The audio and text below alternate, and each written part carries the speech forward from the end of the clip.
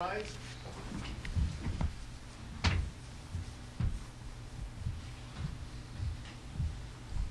From 19's in session. The Honorable Alan Earl Rubat. Take a seat.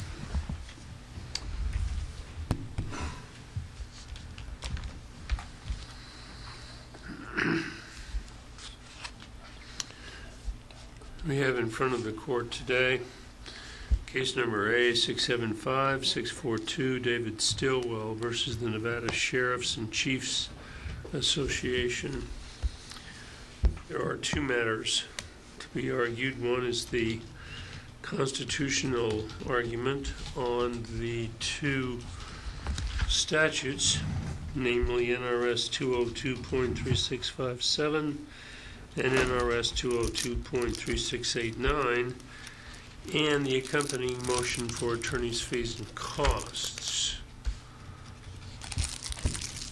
Counsel?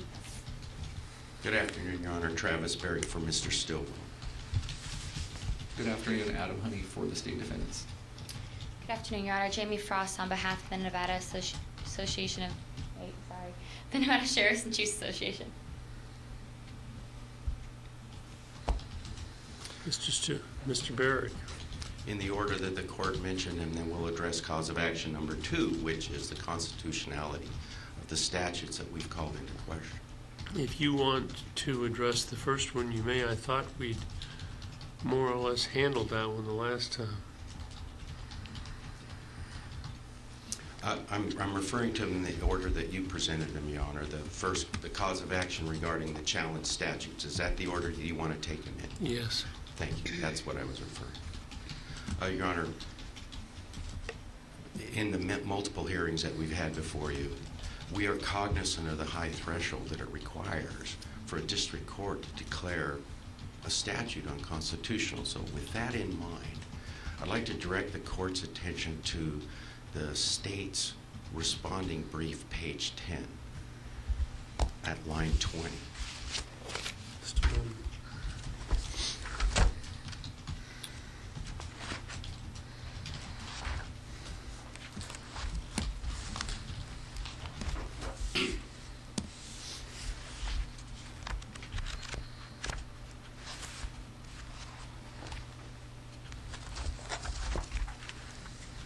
Page 10. Page 10, line 20.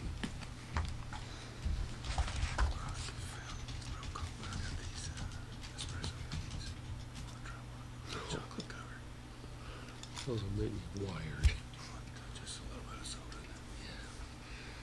Page 10, line 20. Yes, Private sir. citizens interested in obtaining their CCW permit. Who better, asks the state, who better than the sheriffs in chief to create uniform standards for private firearm safety courses? And I think that's a fair question. Who better? It all depends on the desired outcome. That's how you decide who better to set the standards for firearm safety courses in Nevada. It's stuck in my mind, Your Honor, that we're talking about constitutional and statutory officers, the elected sheriffs of the 17 counties in the state of Nevada. These are people who are directly and immediately responsible to the citizens of their counties. And so if the goal is to create a mechanism which makes those sheriffs subservient to and under the control of a club, then the answer is the Sheriffs and Chiefs Association. Nobody better. Well, that's one way of designating it. Well, is there any other way to designate it, Your Honor? It's a private club. Only law enforcement can be a member. The state tried to deny that in their answer to our verified complaint, and yet the facts are clear that from their own rules and from other subsequent correspondence, only law enforcement can be a member of the Sheriffs and Chiefs. Secondly, the second that somebody who is a member no longer is employed by law enforcement, their membership terminates with no subsequent action required. So this is a club, Your Honor. This is a nonprofit entity who said they didn't have to answer, that they were not accountable for the details of the public services they provide. So if the legislature wanted to create a situation where constitutional officers were, their discretion and their actions were made subservient to a club, this is the best way to do it, Your Honor. If I may,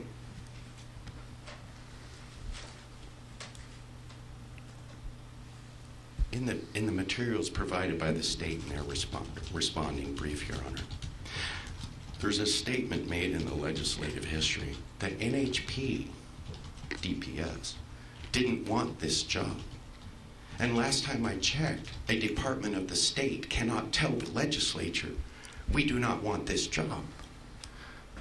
And so if that's the premise, the underlying premise, if that's really the facial reason, then I would say the legislature stepped in their own refuse, Your Honor. DPS cannot tell the legislature, we do not want this job. And the legislature, through backdoor deals and the kind of clubbery for which Nevada is famous, decides to grant this sovereign power of the state to a club. So who better? A club that is unaccountable to the people, who exercises sovereignty and dominion over elected sheriffs. One of the problems an imaginary problem that was behind all this was the idea that there was inconsistency in the firearm safety training courses. And yet testimony from the NHP or the DPS deputy director, I think is Baumfeld, said, no, it's not really that big a deal. The forms are the same. And yet the legislature gave this power to a club, to a nonprofit entity. And if you'll notice in our reply to the state's responding brief, we included all the application forms that a citizen applying for CCW has to complete. And in all those forms, whose name is on the top of the letterhead? Is it the Department of Public Safety? No. It's a nonprofit entity, the Nevada Sheriffs and Chiefs. The amount of sway that they are exercising over the actions of constitutional officers is breathtaking. We know how high the hurdle is, but, Your Honor, I think you can see it and smell it, the lack of accountability that we have by delegating this power to a nonprofit. Counsel, I'm going a little far afield here. Do you have a concealed weapons permit? No. Have you ever taken the firearms test? Not for purposes of a CCW. Have you ever gone up to the range and taken the test? I have done the 2-day defensive handgun course at Frontside. Well, I have. And I didn't see a thing wrong with it. I didn't see a thing that was out of place.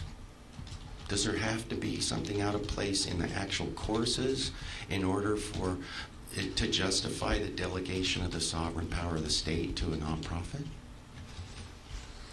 Well, generally,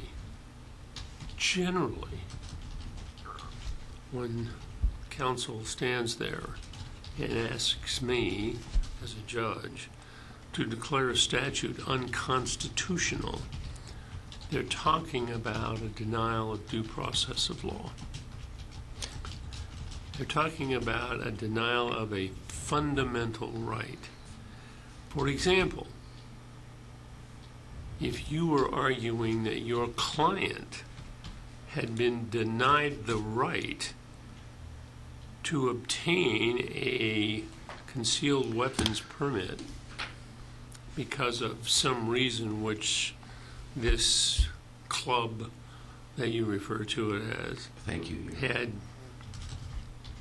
come off the wall with, and it was different than any other state,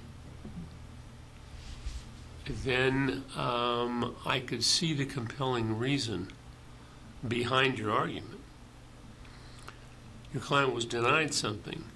He is in a business where it's probably advantageous to carry a concealed weapon.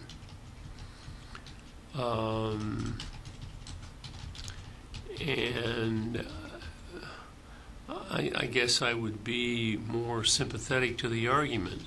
Here, when I took that class, I was with a number of judicial officers and a number of district attorneys, assistant district attorneys. We were given a test. We were given a lecture. We were given specific instructions in firearms, all of which I thought were important and valid and were done for safety reasons. So when I completed that test, I thought I was on safe ground. The way they monitored it, the way they were with me every step of the way. I thought, so I read what you wrote, where is the harm that your client suffered other than he had to take a test in Florida? I mean, why would you ask me to look at a statute and declare it unconstitutional when I don't see any due process violation? If I may, Your Honor, that is exactly the point. There is no mechanism for a due process violation. That's the entire problem. The sheriffs and chiefs are not subject to the Administrative Procedures Act. They are an unaccountable entity exercising the sovereign power. Not necessarily. Well, you've made them accountable for a NRA request, Yeah. and in our reply brief, we asked for an alternative remedy that you would declare the Nevada sheriffs and chiefs subject to the Administrative Procedures Act, so that there is some accountability. That's the essential problem. There is no due process violation available because they are simply holding themselves out as a nonprofit entity. Now, but I want to point out something. The Nevada sheriffs and chiefs are the entity chosen by themselves to disqualify firearm safety course instructors. They are the sole entity. Now, sheriffs can grant status to a firearm safety course instructor, right? They can grant it. But only the Nevada sheriffs and chiefs can disqualify an instructor. Do you have one example where a qualified instructor was disqualified based on a category that is prohibited by the Constitution? No. Do you have any example where an instructor was black and was disqualified, or Asian and was disqualified, or Jewish and was disqualified? No. No. Is that what it's going to take, Your Honor? We'll be back in front of you if we find a qualified instructor who was decertified by the Nevada sheriffs and chiefs to come back in and say, this is the problem. The Nevada sheriffs, this is interesting, Your Honor, the Nevada sheriffs and chiefs, when they receive a referral for disqualification, they're given a packet of information that was specifically prohibited from being distributed outside law enforcement. So how does a club get a qualified instructor's personal information? The legislature really struggled over the fact that this information is private, and yet a sheriff making a referral for disqualification gives that very protected information to the Nevada sheriffs and chiefs. How is that done, Your Honor? Well, as you said, this is a very protective club. The only people that are in it are ex-law enforcement. And they wear their uniforms to all their meetings, but they're not there in their official capacity, are they, Your Honor? They're there as clubmen. Interesting, Your Honor, in their own testimony in the legislature. Do you have any instances where private information was disseminated by anyone in this group over the internet? Them merely possessing it would be a violation of the statute, Your Honor. Dispensing it would be, catastrophic and criminal. But merely possessing it is a violation of the intent of the statute. Wouldn't you agree, Your Honor? Just having is outside the umbrella of protection for CCW permit holders. If I may, Your Honor. Of course. This is your day. While testifying before the legislature, former director, the lobbyist for the Nevada Sheriffs and Chiefs, said specifically, the Nevada Sheriffs and Chiefs required only quasi-legal jurisdiction. They knew what they were asking for, Your Honor. This is an end around. There is Mr. Stillwell just reminded me, this is not the same thing about the qualified instructors, but there is a Canadian citizen who was recently denied a CCW by a local sheriff. And whether or not that gives birth to litigation is not on me, because it's up north and I'm not omnipresent. It could be, for purposes of this hearing, that he was in fact not qualified. I don't know that. You don't know that. And really, Your Honor, that to me, that's going down about 3 layers deeper than necessary, because our focus is not on the fact of whether or not the standards are good standards or bad standards, or whether the sheriffs are adopting good standards or bad standards. It's about the delegation of power to the Nevada Sheriffs and Chiefs, which I So find... you don't mind the result. What you mind is the delegation of That's power. all it's about. Now, if I may, there was a recent case in federal court in Colorado where sheriffs banded together refusing to enforce certain new gun restriction laws. And the federal court said to those sheriffs, you cannot sue in your official capacity. You can only sue as a private citizen.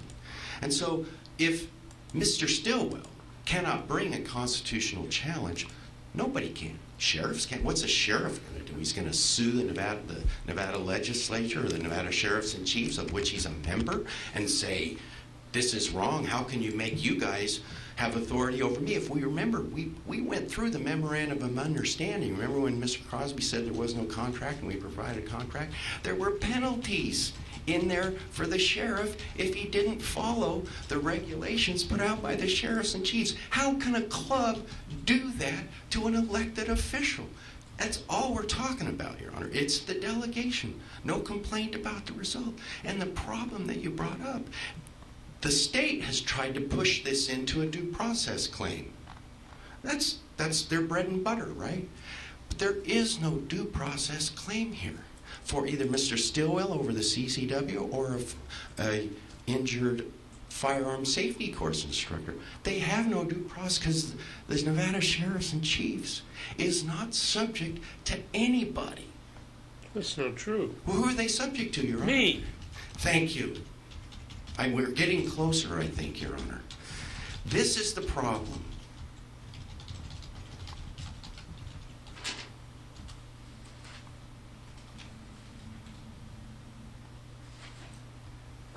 I don't think there's been any dispute that even DPS has stated that the sheriffs and chiefs have the final say on the reciprocity recognition issue.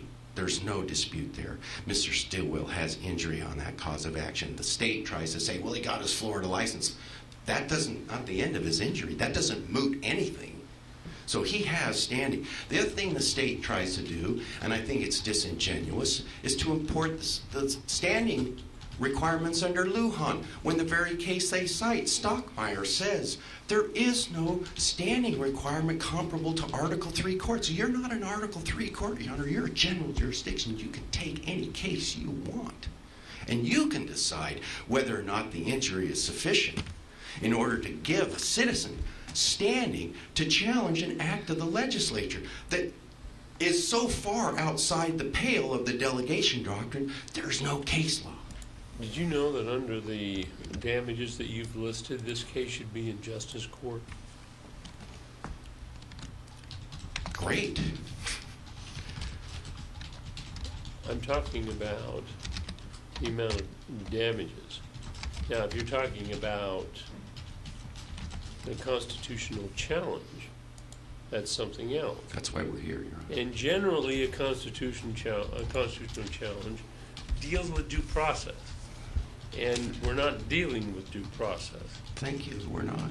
We're dealing with an allegation or an argument that says the state legislature had no authority to delegate something from the elected sheriffs to a club of ex officio officers. And we want you to strike that language right out of the statute. Right out the gate, Your Honor. The statute's still operative. You take, and I think we laid it out, if you take those phrases out, it's still operative. The AG's office can provide legal counsel to DPS. Remember, somebody said DPS didn't want the job, but again, I'm not so sure DPS can tell legislature what jobs they get. So the AG's office could review the reciprocity and the recognition issues with the list, right? What if the DPS said, you know what, we're not qualified to handle this. This is not really in the public safety domain. Why don't we get people who are qualified to handle this and let them do it? That's an outstanding statement. I mean, that's an outrageous statement coming from DPS. For DPS, the largest law enforcement agency in the state of Nevada, say this is outside the realm of our understanding and jurisdiction. That doesn't even pass the lab test, Your Honor. That's hilarious. So thank you, but the DPS doesn't get to dictate to the legislature what jobs are given to them. Your Honor, remember, this was a faux problem. The idea of standardized minimum standards for firearm safety courses was not a huge problem, and even DPS said, yeah, the forms are about all the same. You got to kind of go through the same thing. And so the sheriff of a county is empowered as a constitutional officer, Your Honor. That's the problem.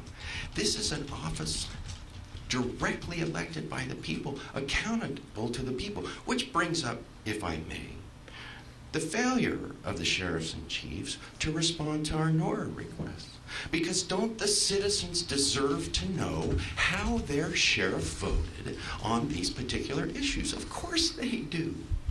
And well, yet, a half a dozen of them may want to know, but that's enough. Thank you. Thank you, Your Honor. That is enough. The point is, the legislature took a step so far out, traditional delegation doctrine, that there's, like I said, there's not even really any case law on the subject, because it's unthinkable to give true power, state power, to an organization that votes on who's they're going to let in. If I may, former director of Nevada Sheriffs and Chiefs in correspondence said, let me find that. This is Sheriffs and Chiefs. This is Mr. Adams testifying in support of the amendment, giving the sheriffs and chiefs this kind of power, he said, regarding the reciprocity and recognition issue. The DPS would look at the CCW requirements in those states. The Attorney General's office would look to see if it matches Nevada's regulation, and come to the sheriffs and chiefs and tell us which states have online databases similar, stricter requirements, and meet our requirements for reciprocity. Then we would approve that and sign an agreement with those states for reciprocity. Who's signing an agreement with a sovereign state of the United States? The Nevada Sheriffs and Chiefs?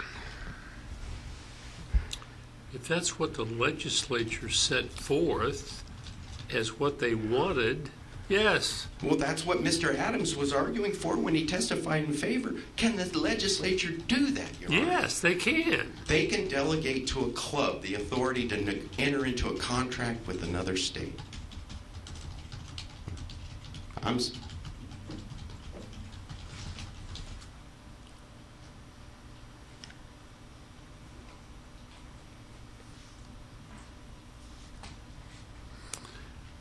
You're arguing, can they? I'm arguing, should they? Either argument, I think, Your Honor, is brought back to the idea, the lack of accountability. As I said earlier, the Nevada sheriffs and chiefs still have not answered our NORA request. And I think we're entitled to the implication that if they cannot give us data, records on the votes that were taken, on the decisions by the sheriffs and chiefs, we're entitled to at least the suspicious implication that none were really taken, and that it's really run by the shot caller.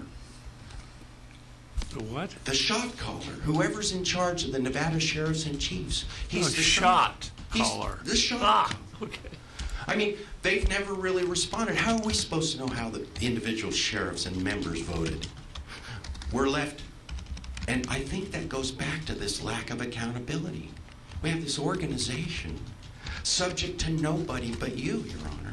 Not the legislature, because they're not subject to the Administrative Procedures Act. They're not subject to due process challenges. We can't even bring a due process challenge. The legislature was, the literature on delegation doctrine is so full of due process claims. It took some serious thought to get around the fact we don't have a due process claim because they're a nonprofit. Submit it if I may have some time for rebuttal. Okay. Counsel? Thank you, Your Honor. First, I want to point out, because it seemed like it had been misstated, the Nevada Sheriffs and Chiefs Association is made up of 17 current sheriffs and current law enforcement. When an individual retires, they become a lifetime member, but they do not vote. Okay, so the voting people are the active sheriffs. So I don't want this it was misconstrued, I believe, to the court in regards to that. A couple things I want to address. First of all, if we stick to the pleadings of this case, there's not a single factual allegation in regards to the private instruction. There are no facts to state that Mr. Stillwell is a private instructor. There's no facts to say that he was harmed by a private instructor or by the firearm safety instruction courses. His single and only harm from what he titles his verified complaint from paragraph 31 is his Nevada CCW is no longer recognized in Florida. So what happens here is DPS follows the statute for developing the list of states in which they will accept CCWs from. They send a letter to Nevada Sheriffs and Chiefs Association saying, hey, Florida has changed from 5 years to 7-year renewal. We think this is a substantial change. We don't think they should be on the list. And just as the statute says that a state can't be included on the list unless the Sheriff's Association agrees, the Sheriff's Association took a vote, and they agreed with that. They did exactly what the statute asked them to do. Now, petitioner then, months later, goes to Florida, and under Florida law, they do not recognize his Nevada concealed weapon permit. That's not a Nevada harm. Every state has sovereign immunity. Florida has their own laws, and it was under that Florida statute. Florida has what I called in my brief the tit-for-tat statute, if I may. And basically it says, we don't care if another state has higher standards than ours. If they don't accept us, we aren't going to accept them. Well, Nevada has no bearing on what Florida laws are going to be, and we aren't liable for the Florida laws. Florida doesn't not recognize the Nevada CCW because of anything or any Nevada law. They do it under their own statutory framework. Because just like Nevada has sovereign immunity from Florida, Florida has sovereign immunity from Nevada. So really we have the concealed weapons statute, of which one sentence is challenged, which proves there's no harm in Nevada. And then we have the second statute on the instruction. There's no harm whatsoever even pled in regards to that in the pleadings. In fact, there's nothing even pled to it other than a prayer for relief. Counsel, let's deal with the central issue in this. Maybe we can eliminate most of the rest of it. The state legislature has rather wide-ranging powers. But why would they enact a statute in such a way that they take from a recognized state agency certain duties and responsibilities with regard to concealed weapons? Because when it's left under DPS, it's basically left under a single person. And by putting the power to the Sheriffs and Chiefs Association, the 17 sheriffs, the police chiefs of the state, now they can decide the minimum standards for the training courses and to determine whether or not we're going to, well, they have to agree with DPS's determination of whether or not another state should be on our list of accepted states. So really what it does is... So you're telling me the current sheriff of Clark County is in that club? Correct, all 17. All 17 counties? There's 16 counties. I believe there's, I think the way it works, and I may be off by one, but I think there's 16 counties, and then Carson City has its own sheriff. All right. Something I learned new on this case. And so they're all members of what Petitioner's Council has termed the club. But I really just don't think this is an justiciable issue the way it's pled in this case. I don't think there's harm, and I don't think there's standing.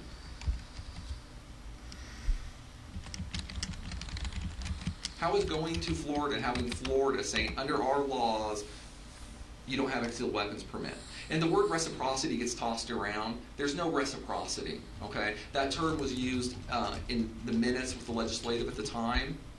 But Nevada either puts a state on our list every year or not. There's no, okay, we're on yours, you'll be on theirs. There's no reciprocity whatsoever.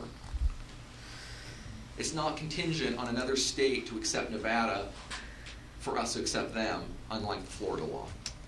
Counsel, the only thing that concerns me is the prime legal issue in this case. And that is, does the state legislature have the power to say, we are going to take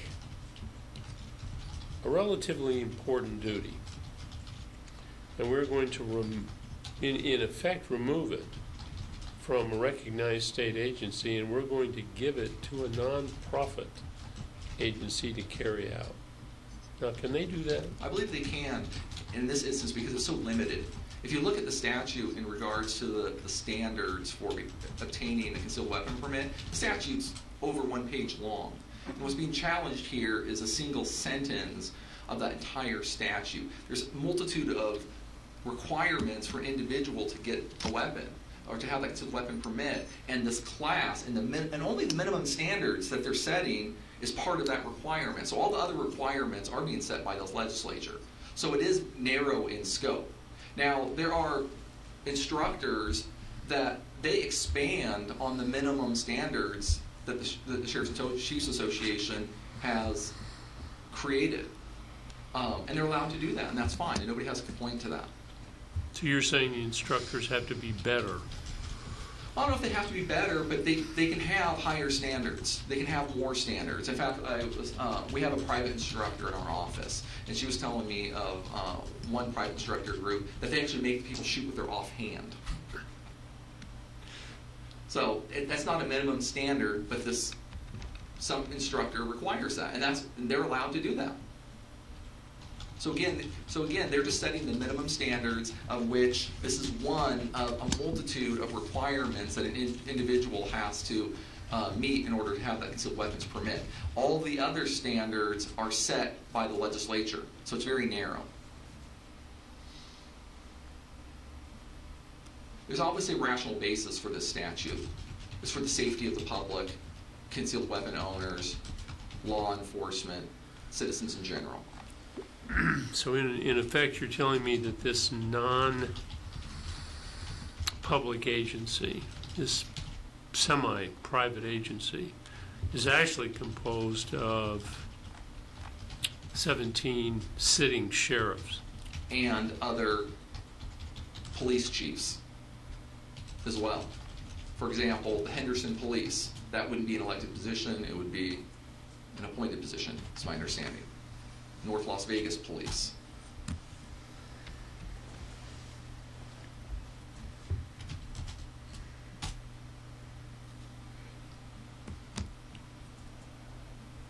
I want to point out real quickly too, is there's also been a mention of signed agreements where the Chiefs Association is entering into agreements with other states. I'm not aware of any signed agreements with these other states because, again, there is no reciprocity per se.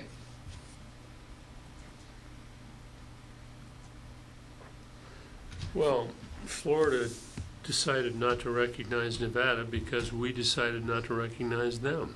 They applied the statute that they already had in effect. Yeah.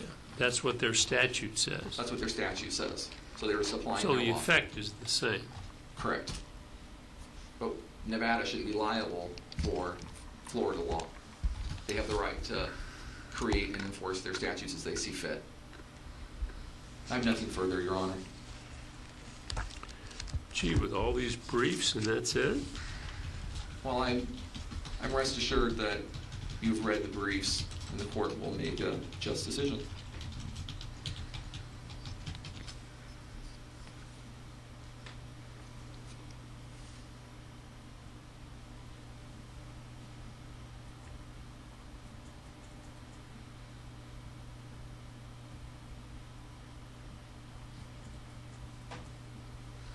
Counsel? Does the legislature have the power to take authority residing in elected constitutional and statutory officials and give it to a nonprofit? That's your question.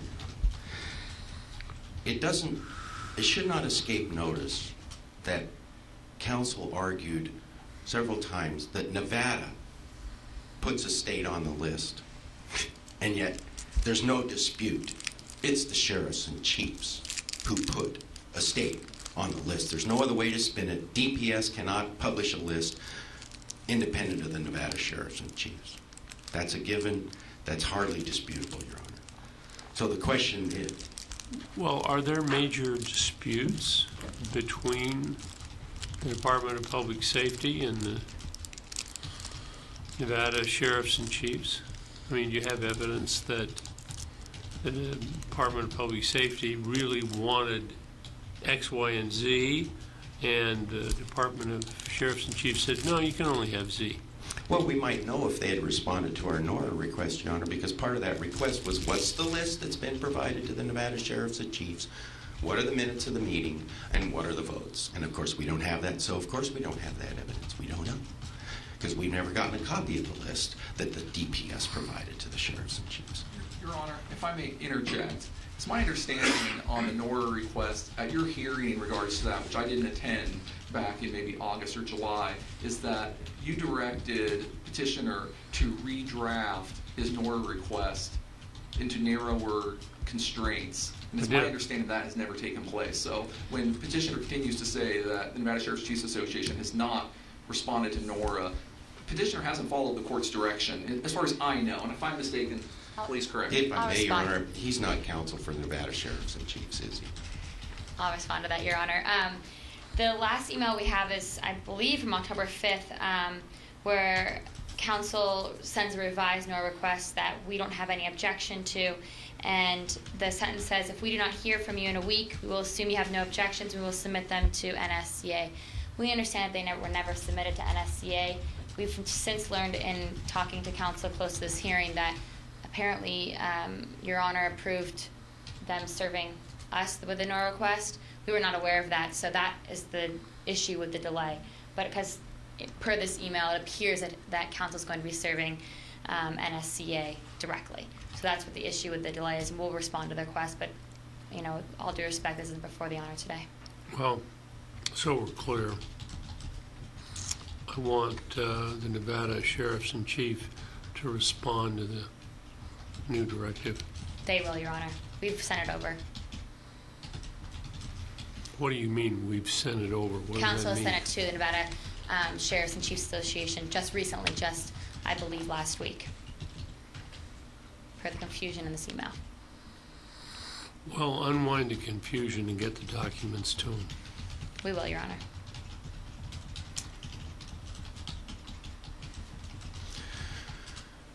Anything else? Yes, Your Honor. The state has made the argument that the power that was delegated was so narrow that it has hardly any real effect, right? It's just this one little tidbit. And if that's true, then your question bounces off every wall in the courtroom. Why? Why? And because this is so far outside the pale of traditional delegation doctrine, it ought to smell bad. That the legislature cut a deal with the sheriffs and chiefs, cutting DPS out of their statutory authority. DPS was doing the job. Remember, it's DPS that makes the list, right? They're doing all the work. They're all the way up to the end. It's DPS that makes the list. The only thing given to the sheriffs and chiefs was the one thing the legislature can't give, and that's the sovereign power of the state. What if it was the other way around? What if Nevada sheriffs and chiefs prepared the list and gave it to DPS? Who would complain? Who could possibly complain if DPS had the final say, counseled by the Attorney General's office? There would be no issue here, but it's just the opposite, Your Honor. The sheriffs and chiefs have no business exercising that kind of veto power over the actions of a state agency or the elected sheriffs. The sheriffs are entitled to administer the law in their county. And here we got them subject to a nonprofit entity and their decision about what courses can be taught. Counsel, Sir. you're stretching this. The Nevada Sheriffs and Chiefs Association is made up of current sitting sheriffs and police chiefs. Now, what group would you like making this decision? The sheriff of this county? Do you want him involved? I believe that's where the power resides, and the question is, can the legislature diminish or derogate the power of an elected constitutional sheriff by giving it to a nonprofit? That's the question. Well, you're using the term nonprofit somewhat a derogatory fashion. Hey, I understand. If I were in your shoes, that's what I would do. Thank you.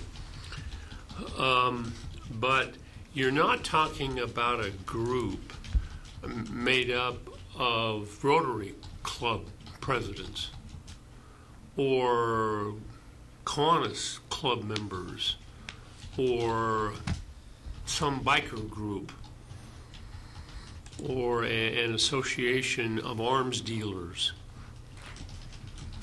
You're talking about elected officials that deal with law enforcement.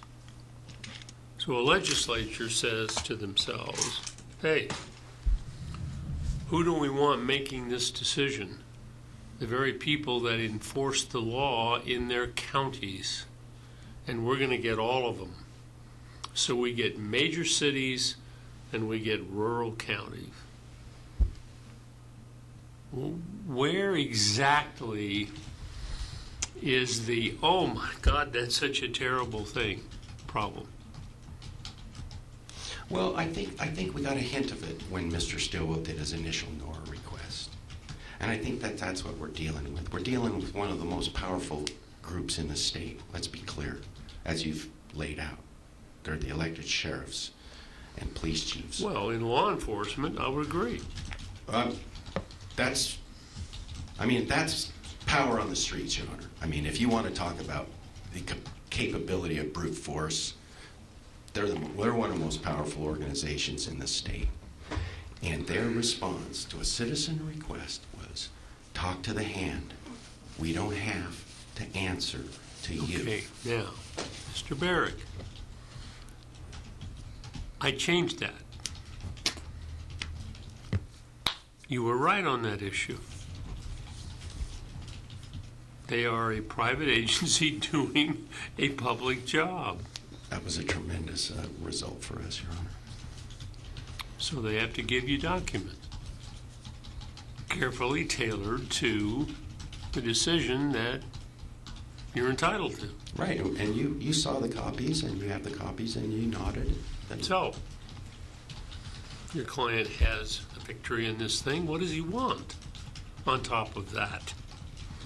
Well, He wants me to say, you know what? The state legislature just completely blew this statute. exactly. I'm going to take a dark pen and I'm going to start drawing through lines and saying, no, just me and Department 19 here in the 8th Judicial District Court. I'm going to just decide what the legislature can put in their statutes. Yes, that's exactly what we're asking for, because it's not the end of the game, right? Because then the legislature can think it through, right? And maybe they'll revert back the way it was when the AG's office advised DPS and when the sheriffs adopted their own standard. It's not like Armageddon. It's like, but that's exactly what we're asking you to do. Just line it out. It's very simple. You cannot delegate the sovereign power of the state to a nonprofit entity. That's simple. That's not outside the pale. You're on such solid ground in delegation doctrine theory that it's... If you were delegating this power, in effect stripping it from the Nevada Department of Public Safety and giving it to a group that did not have expertise in it, did not have on-the-street knowledge about how it's enforced and how it affects the local citizenry of wherever they are, I got you. I'm with you. Thank you. I could do that. I'm a little bit more hesitant when I'm dealing with the Conference of Sheriffs and Chiefs, the people who actually enforce the law in this state. Understood, and I think I prefaced my remarks by saying I understood the threshold, the high threshold that we have to meet here. That's a phrase that you used to try and impress me. Absolutely. You don't know what the threshold actually is I think, till you sit in this chair. if I may, this question is not subject to a rational basis test because this is not a due process claim. This is not a substantive due process, procedural due process claim. So the idea that the court, you would have to say, well, was it rational? Did the state have a rational basis? Is not actually part of this case. This is a true esoteric constitutional question about Oh, it's bill. esoteric, all right. And- You're right about that. And Interesting, though. well, as I'll I said, give you that. As I've said before, it's our pleasure to entertain the court. So it's not a rational basis test. And again, if we flip the equation, couldn't the Nevada legislature have said to the sheriffs, if you guys are so smart and you guys are on the ground administering these laws, you make a list and give it to DPS, right? And DPS, who's been deciding it for years, could have decided. But instead, all right. If there's no further questions, Your Honor, I think the sheriff should be entitled to make the decision about the firearm safety courses in their counties. They are.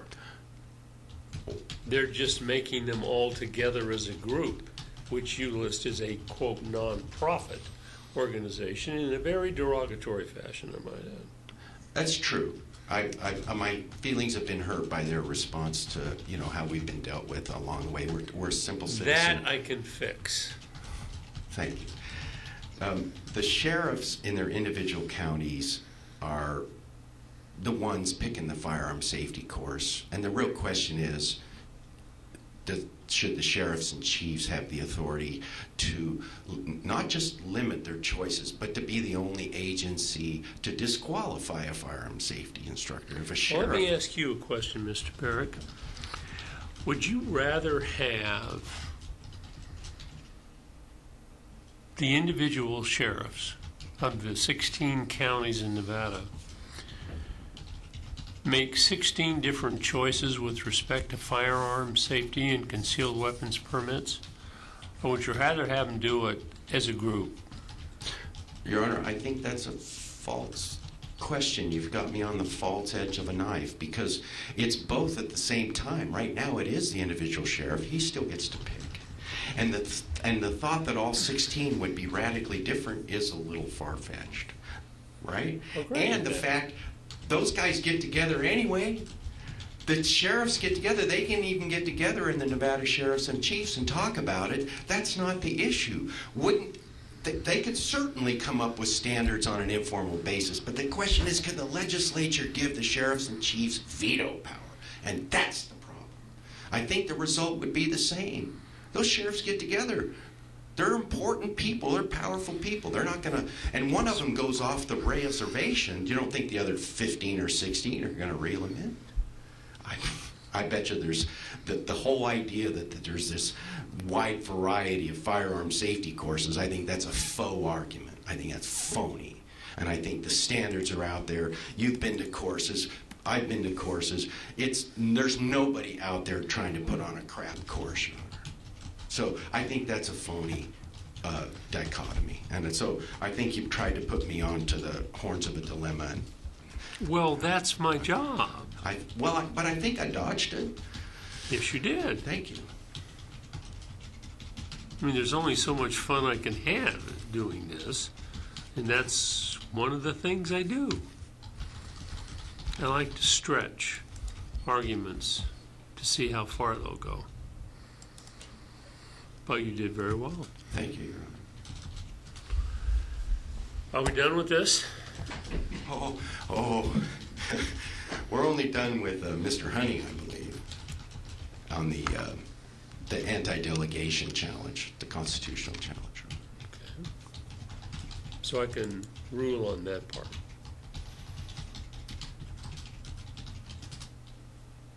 Yes. The constitutional challenge to NRS 202.3657 and 202.3689 is denied. It's denied on several grounds.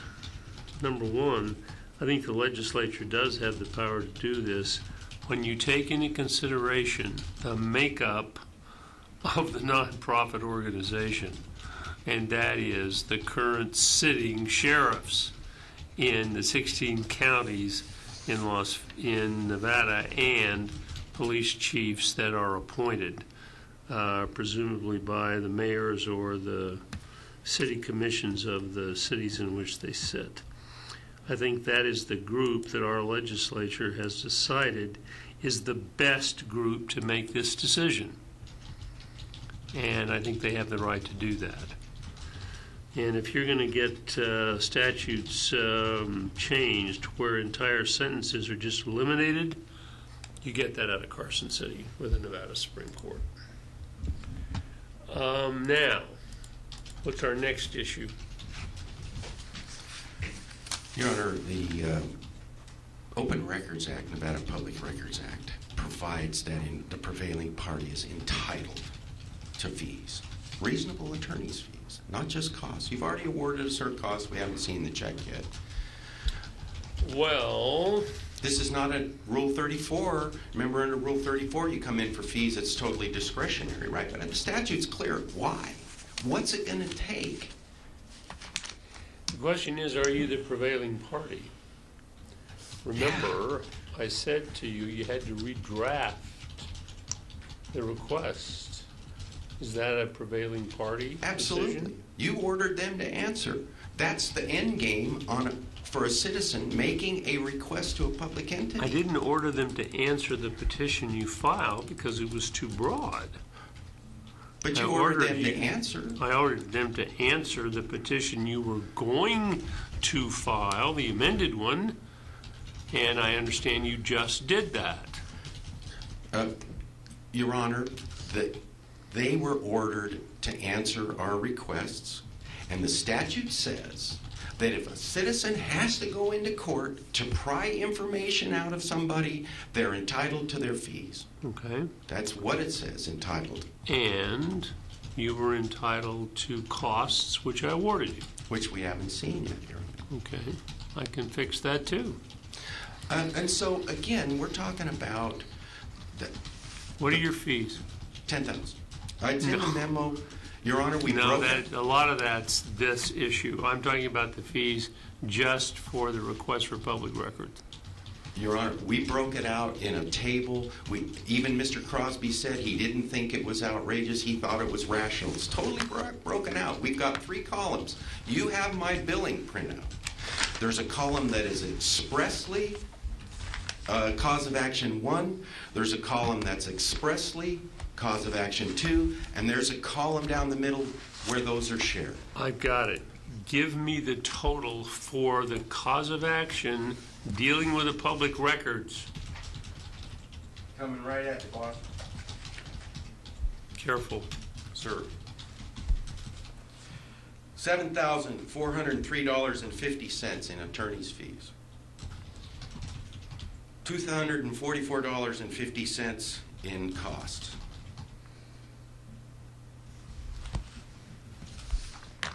I thought the primary attorney's fees in your motion dealt with the challenge to the statute. Am I wrong about that? Well, no, Your Honor. It was, I think that we did a good job. As I said, you have my entire printout of my billing statement, and we did a good faith effort to ascribe only the time that was regarding the sheriffs and chiefs and their response to our NORA request. So then that really did predominate the last few proceedings. And so, you know, we made it as rational as we possibly could, Your Honor. And I think our spreadsheet's fair. I don't think it was even disputed by Mr. Crosby. It meets the standards.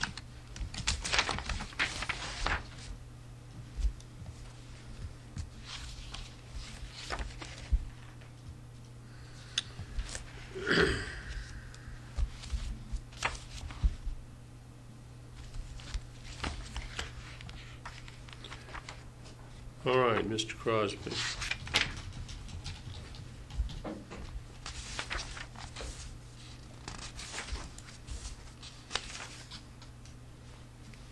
It's me, Your Honor. Oh, I'm sorry. No problem. I think Your Honor got it correct in that petitioner did not prevail on this claim.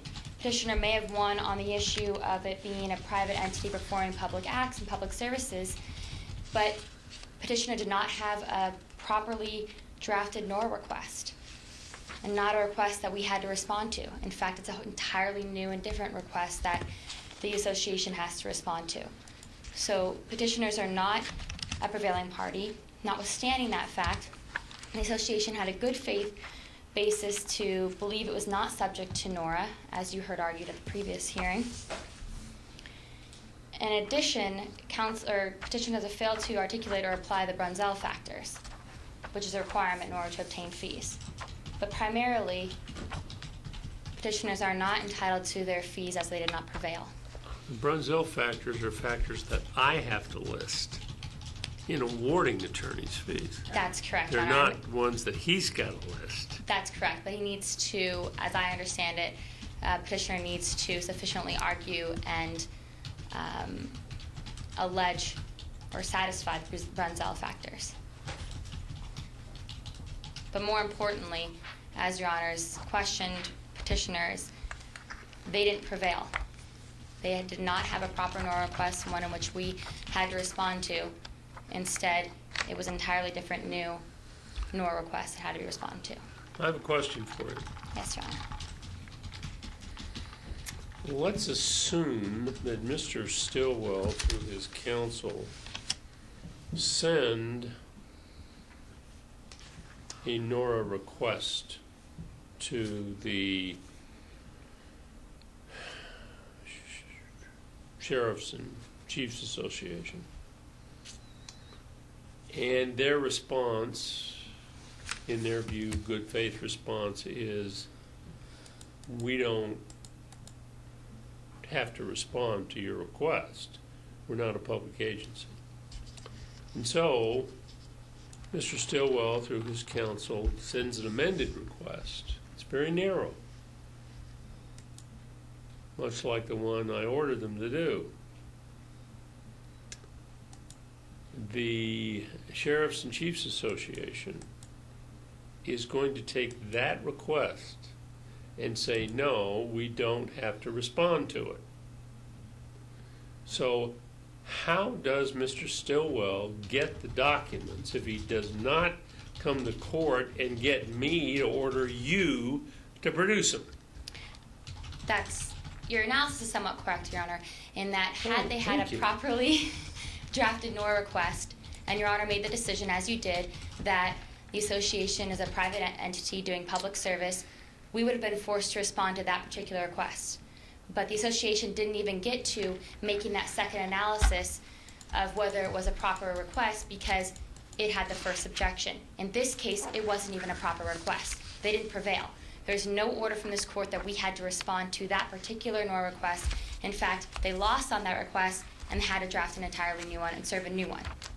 Had they prevailed on that particular request, we probably would have an order from this court to respond within a short period, 10 days, maybe 20 days. I don't know what Your Honor would typically require, but instead, they were ordered to submit an entirely new and serve an entirely new request on the association.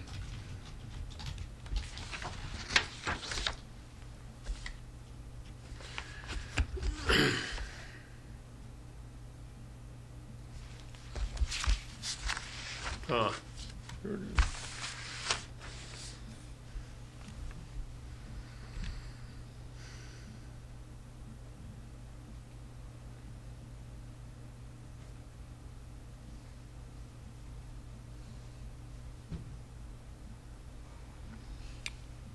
Now, I'm looking at page 4, Mr. Barrick, of verified application for costs and attorney's fees, which was filed on September the 4th, 2013.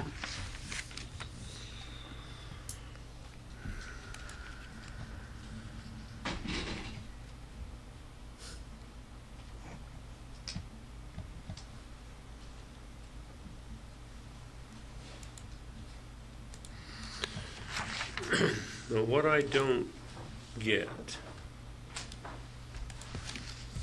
is this line.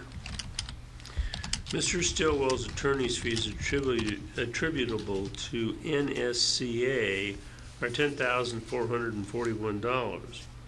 Specific fees of $7,403.50 and shared fees of $3,037.50.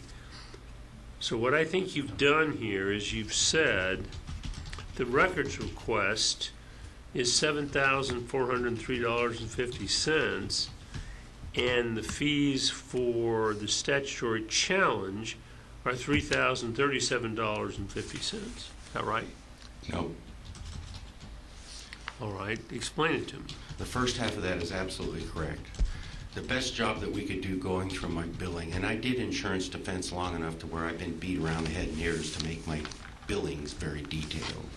So to the extent that I was able to attribute specific time to cause of action number 1, which is against the sheriffs and chiefs, that's the $7,000.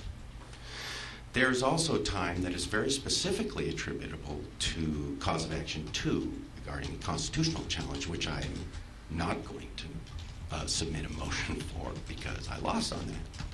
But in between those two columns, there is a third column of time that arguably was 50-50, maybe, and the same is true as cost. So that shared cost was a 50% split of the time that was indistinguishable. For time that is purely Nevada sheriffs and chiefs without equivocation is the $7,400.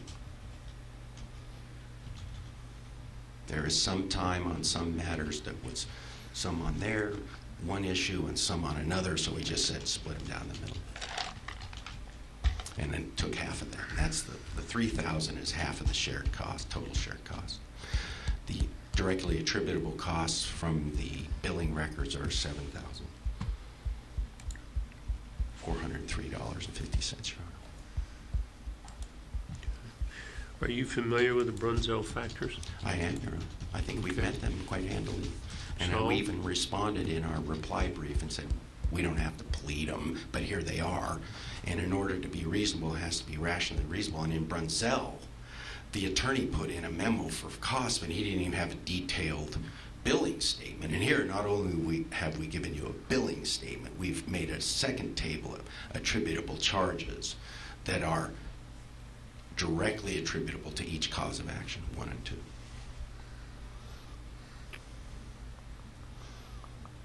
How long have you been practicing law in Nevada? Since 2005, Your Honor. California, 2003. Utah since 2006.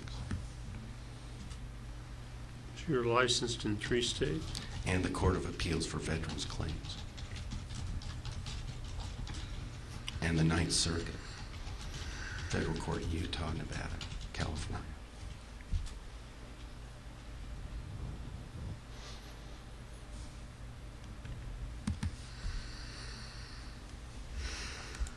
The court has determined that insofar as the public records request, the plaintiff is a prevailing party. That's why I ordered the costs. That's why I asked for a detailed billing record on the fees. The fees awarded in that matter are $7,403.50. The court finds that Mr. Barrick is quite qualified to make these arguments. He prevailed on this particular aspect of the case. He handled the questioning of the court very well. And I think has demonstrated that while this was a narrow issue, and one that probably would not generate a great deal of interest in the public domain, still there was an interesting aspect to it, and arguments could be made and were made, and he was able to convince the court that in terms of this particular agency, that it does in fact serve a public purpose, and that was a victory. So I think the outcome was good. I think the lawyering was excellent. I think the briefs that I read filled an entire volume, and they were done very well. And the oral argument, which this court made difficult, let's face it, was done well. So for all of those factors, I'm going to award the sum in attorney's fees as I've outlined. I like attorney's fees to be paid quickly, counsel, just so you understand. I want the documents produced, I want the costs paid, I want the fees paid, and then if you need to come back in front of me for anything, I'm always here. Thank you, Your Honor. Thank you, Your Honor.